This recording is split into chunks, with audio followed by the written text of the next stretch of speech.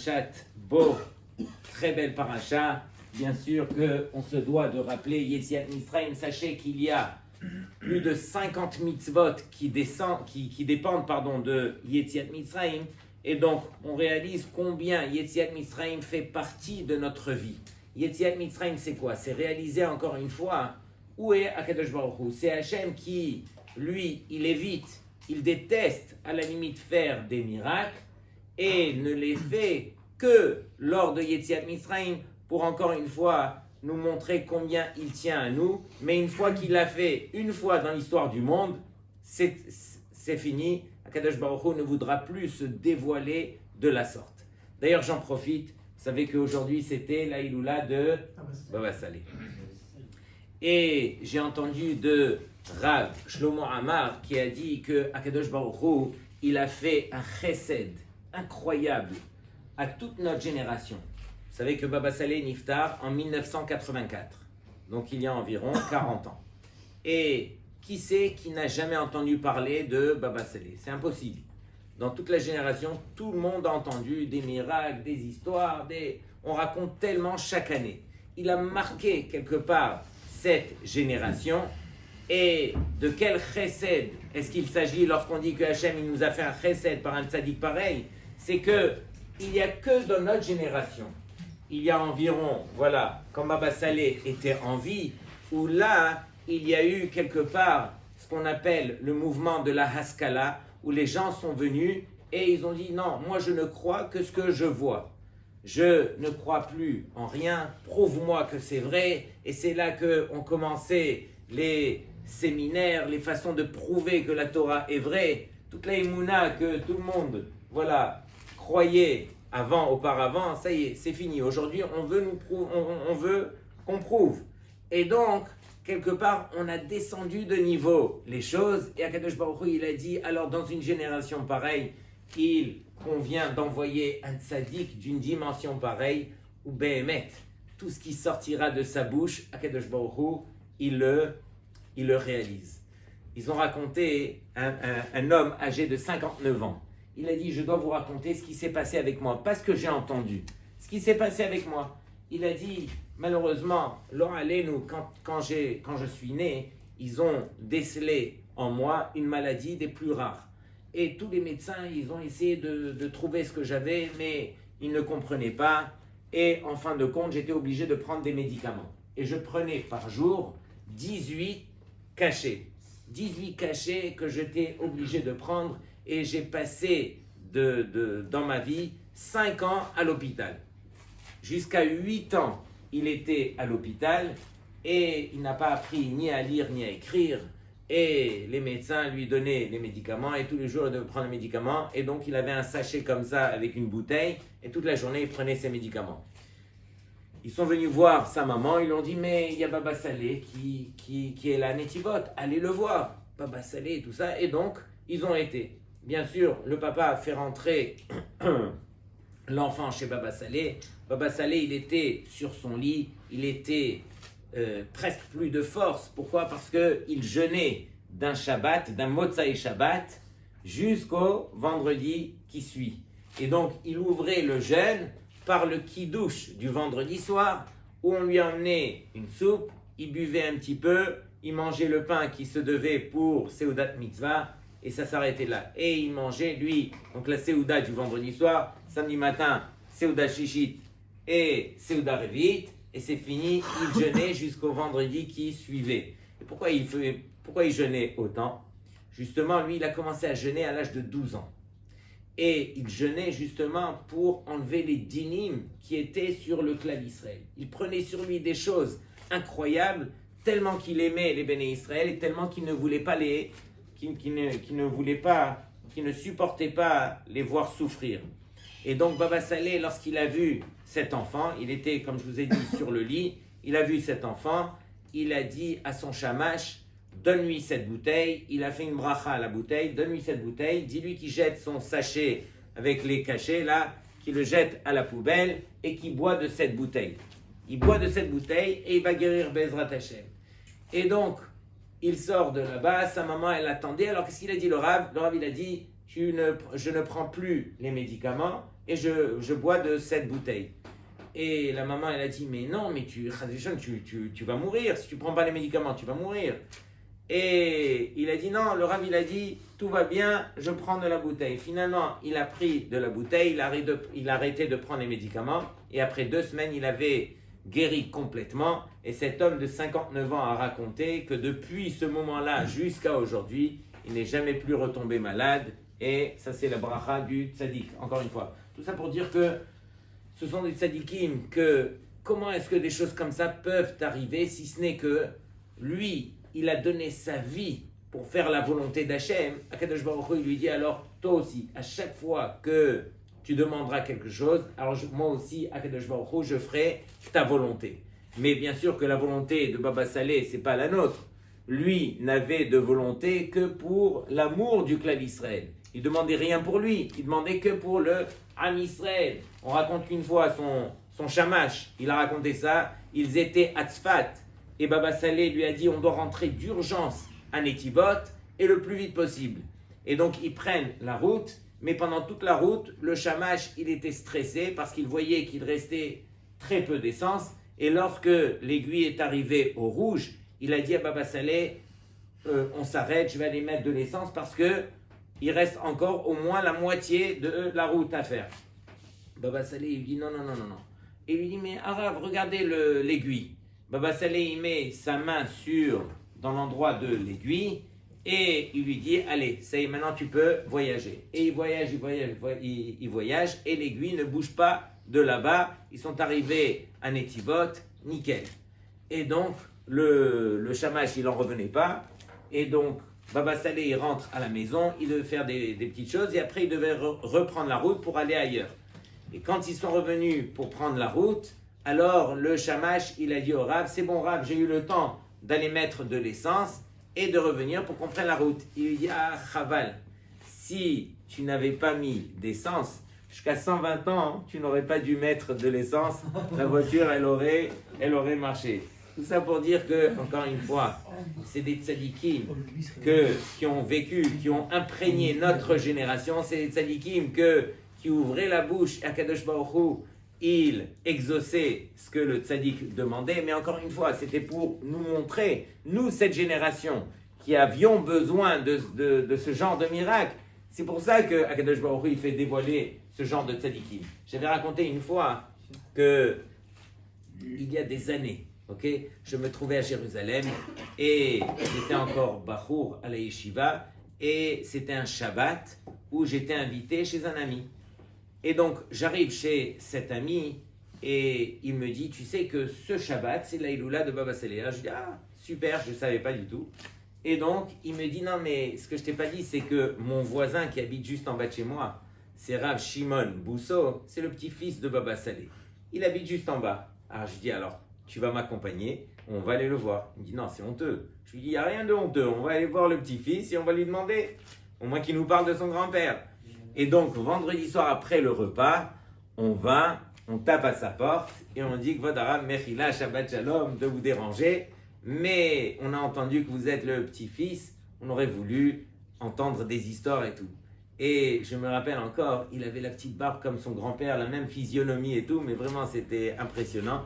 Il nous a dit, écoutez, j'ai du monde à la maison, venez,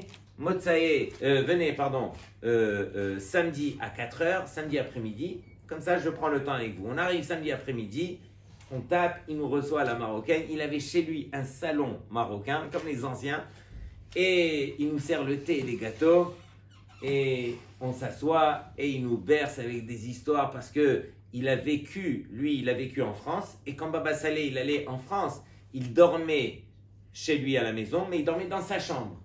Et il nous avait raconté que Baba Saleh, il demandait à ce qu'il n'y ait rien dans la chambre, il voulait juste une table, une chaise et une fenêtre.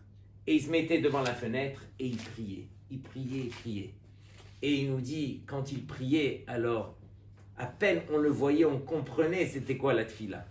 Et donc, il nous a raconté beaucoup d'histoires de conduite de son grand-père. Et à la fin, il a vu qu'on était tellement touchés. Il nous a dit, écoutez, ce soir, Hiloula privé de la famille de Baba Saleh. Dans tout Israël, il y a des Hiloulotes partout.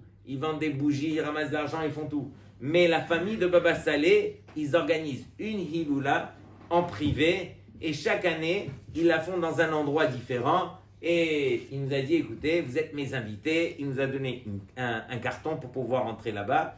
Et donc, cette année là-bas, c'était à Binyané Haouma, une des plus grandes salles à Jérusalem. Et donc, nous, on s'est trouvé Motsai Shabbat avec la famille proche de Baba Saleh pour la Iloula. On arrive là-bas sans savoir qu'est-ce qui allait se passer. On rentre, ce Rav Shimon nous reçoit, venez à ma table, on s'assit là-bas. Et toutes les 10 minutes, l'orchestre se met en marche et il y a un grand Rav qui rentre. Donc il y avait le Rishon LeZion, il y avait Alav Shalom, il y avait Rav Shalom Messas. Il y avait combien de rabbinim? Il y avait un Mizrach, au moins de 20 grands rabbinim qui rentraient. Chaque fois qu'ils rentraient, la musique, nous on courait, on embrassait la main, on revenait s'asseoir. Bekitour. Et toute la soirée, il n'y avait rien. Si ce n'est que tout le monde attendait qu'il y ait un Rav qui prenne la parole. C'était qui ce Rav? C'était Rav Mordechai Eliyahu. N'importe qui de ces rabbinim aurait pu prendre la parole, mais tout le monde attendait que ça soit lui. C'est qui Rav Mordechai Eliyahu? C'était le Rishon LeZion de cette époque. C'est lui qui a succédé le Rav Ovadia Yosef. Et Rav Mordechai Eliyahu, c'était un Rav vraiment d'une dimension incroyable. Son père à lui faisait partie des grands rabbinim de Kabbalah. C'était un des plus grands Mekoubalim, son père à lui. Et donc Rav Mordechai Eliyahu, tout le monde savait, il a étudié des années Chavruta avec Baba Saleh en Kabbalah.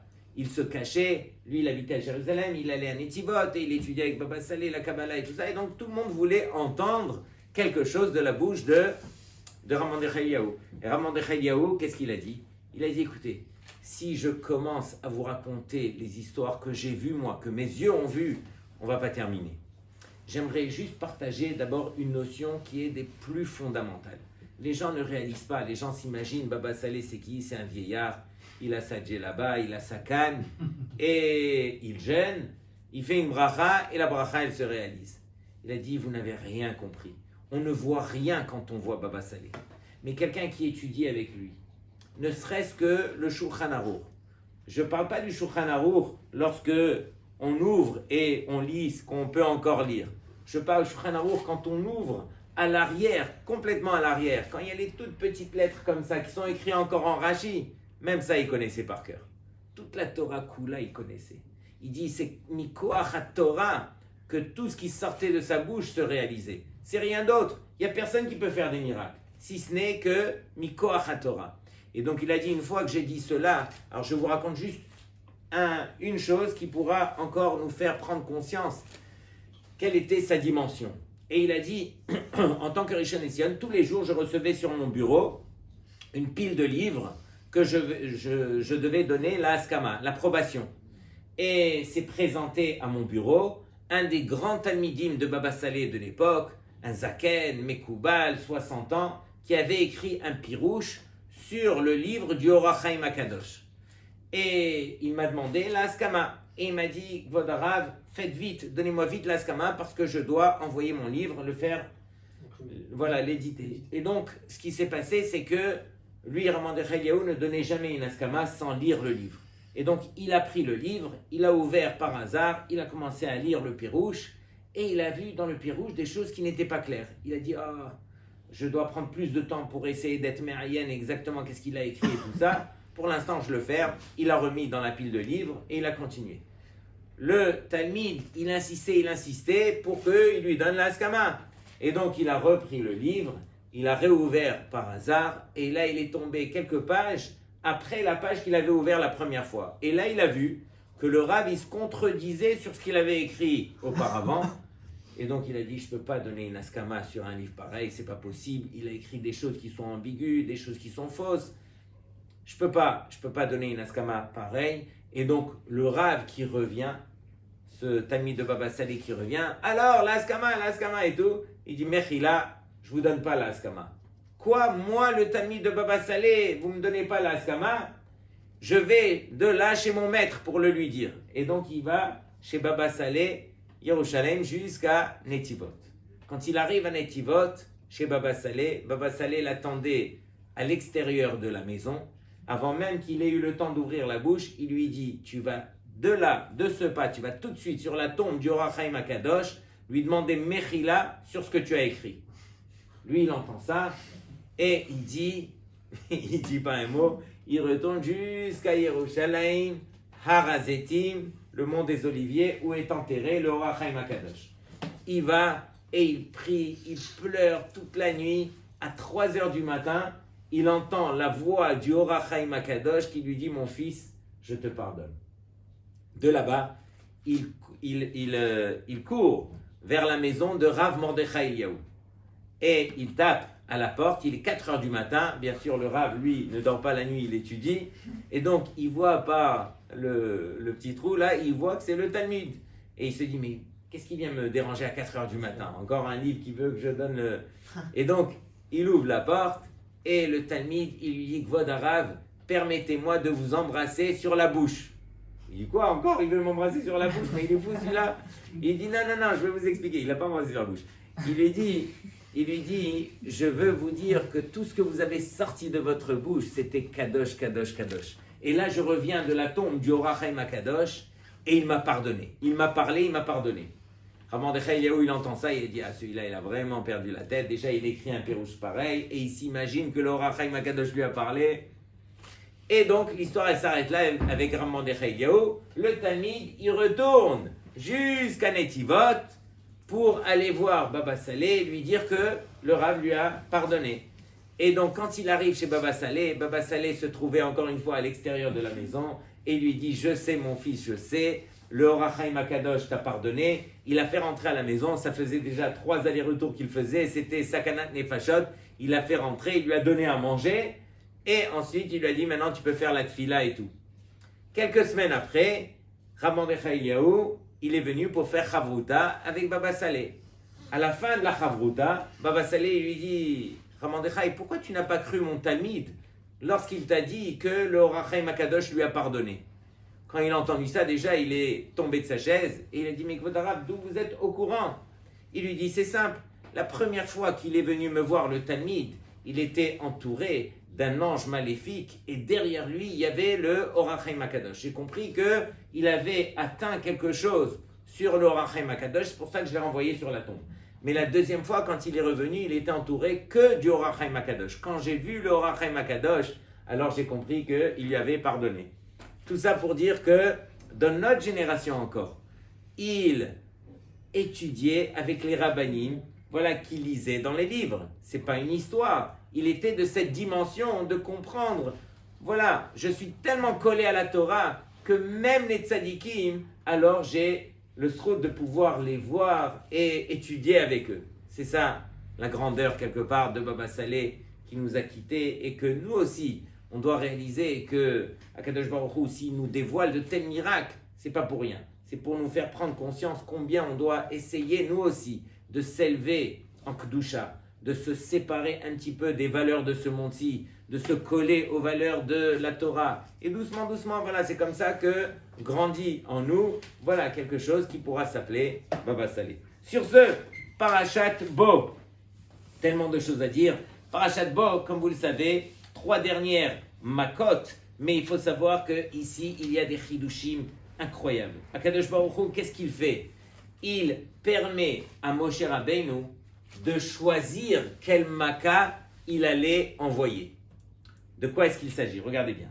C'est marqué Vayomer Hashem el Moshe Bo el Paro. C'est quoi Bo el Paro? Viens chez Paro. Normalement, on aurait dû marquer Lech el Paro. Va chez Paro. C'est quoi Bo? Viens. Hashem, il lui dit, viens avec moi chez Paro. Ne t'en fais pas, je vais t'accompagner. Toi et moi, on va aller voir Paro.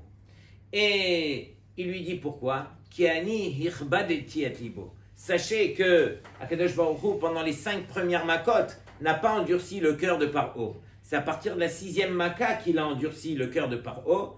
Et lorsqu'il arrive à Makat Arbe, alors, à partir de là, Akadosh Baruch Hu, il dit à Moshe, c'est toi qui choisiras la Maka. Il lui a pas dit de quelle Maka est-ce qu'il s'agit, il lui a dit va chez Paro, donc je viens avec toi chez Paro, mais il lui a pas dit quelle Maka il allait lui enseigner. Et donc, c'est le Khatam Sofer qui dit ce que je vous dis maintenant. il dit, d'où est-ce qu'on apprend cela? Du fait qu'il est marqué, Ulma'an tesaper beozne bincha, ou ben bincha et asher it'alalti bemitzraim. Pourquoi est-ce qu'il est marqué, Ulma'an tesaper?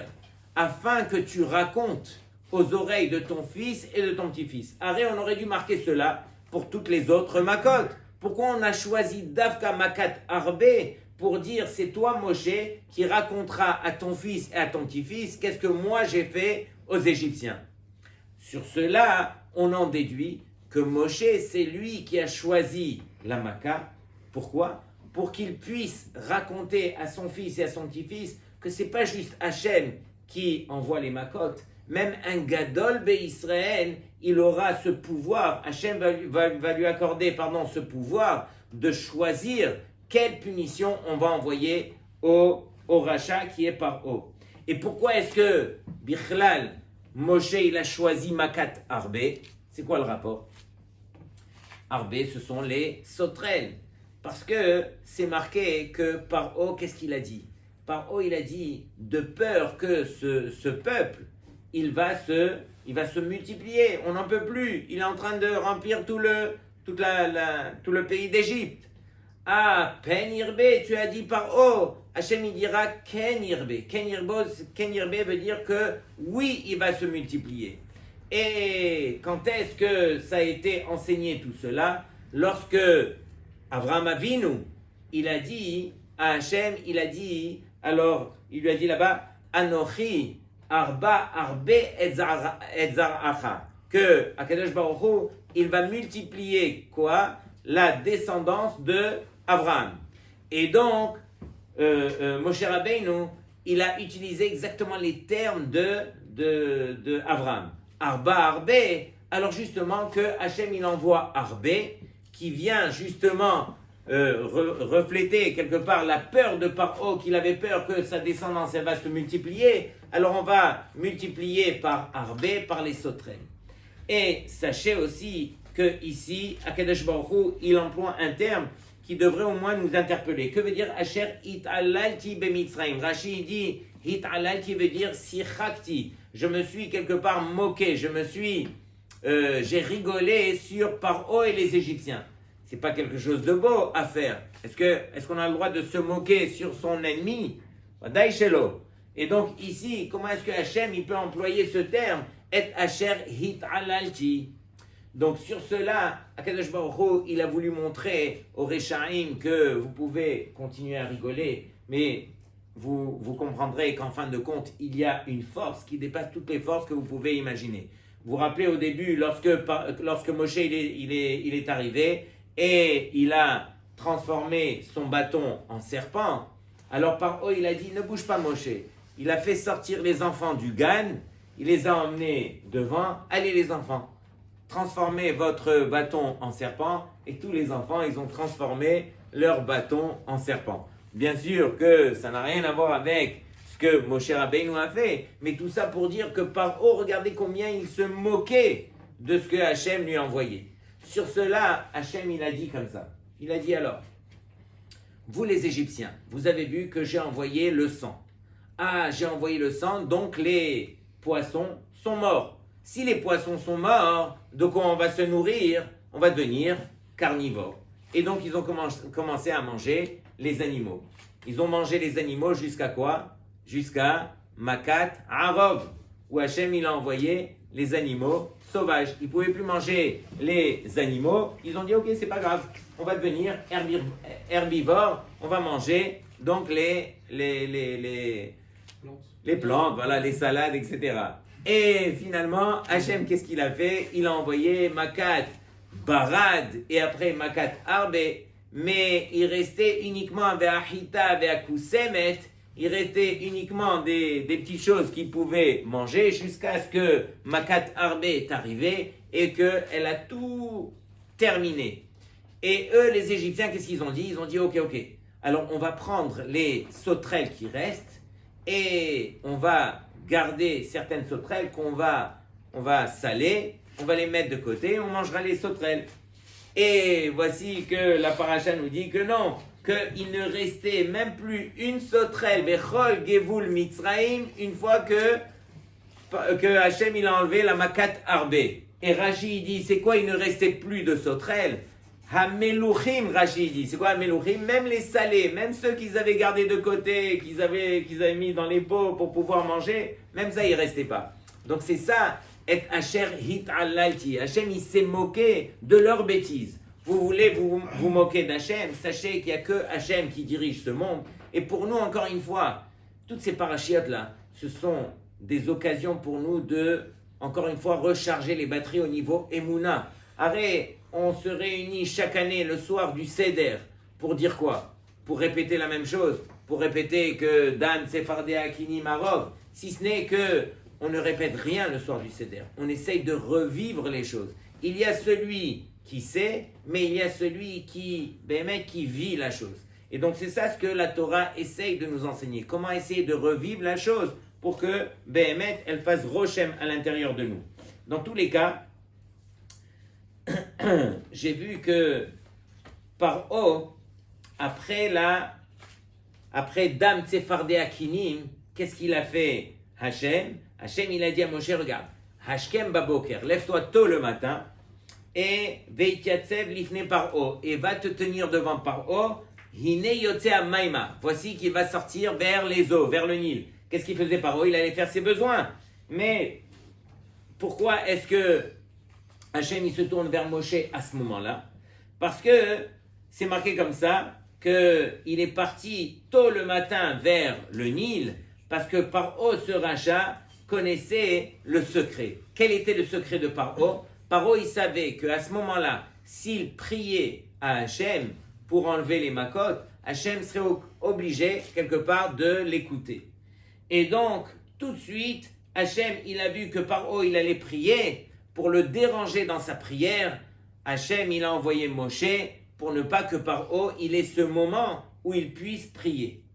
Et donc, de là, le Midrash, il dit, c'est inimaginable. Imaginez un rachat comme Paro, que Hachem lui-même lui a endurci le cœur, il a fini par lui endurcir le cœur, qui choisissait ces moments-là pour prier, et que Hachem allait l'écouter. À plus forte raison, chacun des enfants d'Hachem, quand on a besoin d'Hachem, combien est-ce qu'on doit s'efforcer de réaliser que la seule solution qu'on a, nous, sur terre, c'est d'apprendre à ouvrir la bouche et de demander à Hachem.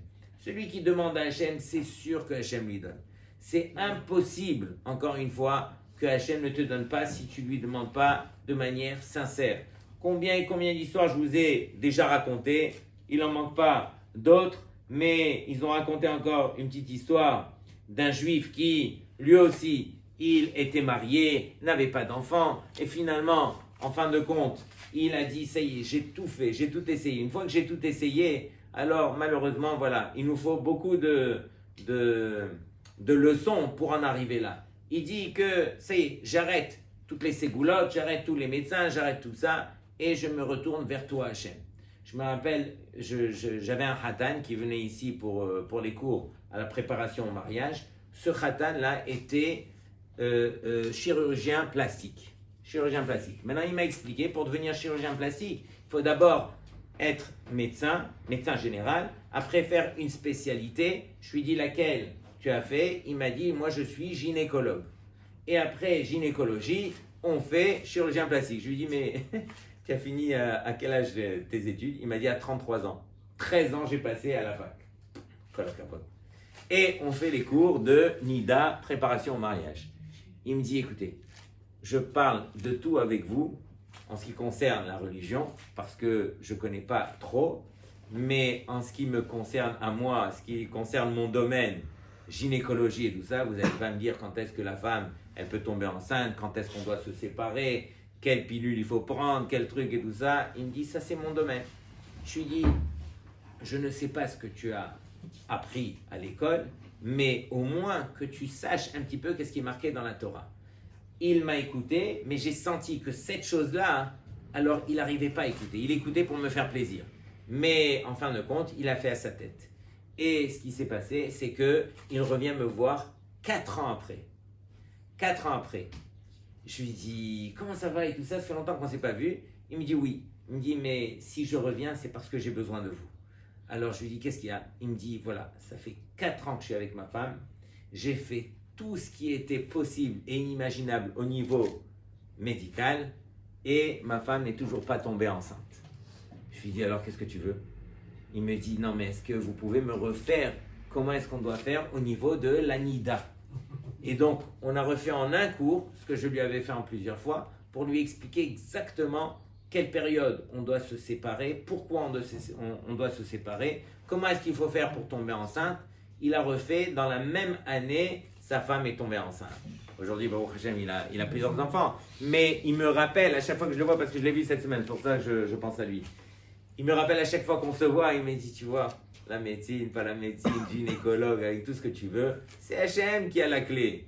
C'est pas nous qui décidons. Et même si nous, on connaît la chokhma, il connaissait 100 fois plus de choses que moi. Moi, je lui dis qu'est-ce qui est marqué dans les livres. Mais même si on connaît toute la chokhma, toute cette chokhma ne veut rien dire par rapport à ce que Akadosh Baruch Hu il décide.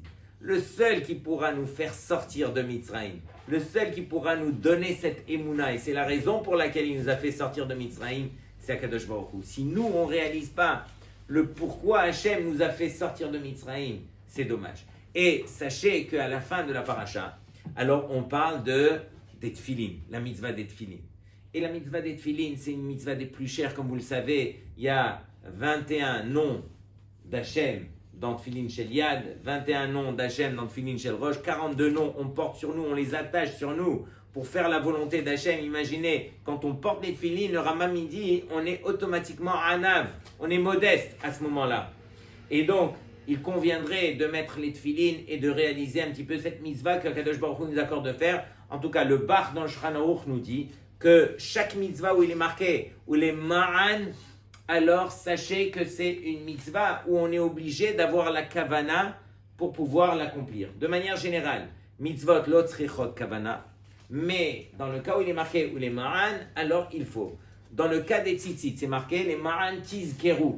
C'est la raison pour laquelle on se doit d'avoir la kavana avant de mettre les tefilin, que Hachem nous a ordonné de mettre un béguet de 4 coins sur lesquels on met les tzitzit pour se rappeler des mitzvot d'Hachem pour les accomplir. Ça c'est la kavana.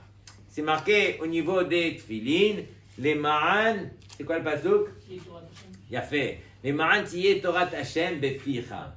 Et sur cela, alors on a une kavana d'avoir. C'est la kavana que je vous laisse lire, c'est dans le Shulchan Aruch. Alors c'est Siman Kafhe, Seif Vav, Yechaven Be'anachatam. Le Shulchan Aruch il dit que quand on met les tefilin, on doit avoir cette kavana. Alors Bli Neder, je vous l'ai écrit, je vous l'ai traduit en français. Je vous le ramènerai pour la prochaine fois, je l'ai oublié à la maison. Comme ça, je vous le donnerai. Et tous les matins, avant de mettre les tefilin, alors il faut avoir cette kavana pour pouvoir accomplir la mitzvah. Mais encore une fois, ce sont des mitzvot qui sont inimaginables. Dans les tefilin, vous avez remarqué qu'il y avait un shin de 3 branches et un shin de 4 branches. Oui. Ça ne vous dérange pas? Pourquoi le shin de 4 branches? Hachem a décidé. Hachem a décidé. Alors sachez que les 4 branches, c'est les 4 façons de servir Hachem. Hachem, il nous demande de le servir par le toucher, par la parole, par l'odorat et par la vue. Hachem, il veut qu'on l'attache et que tous nos sens, ils vont quelque part dans son sens à lui. Ils vont dans sa volonté.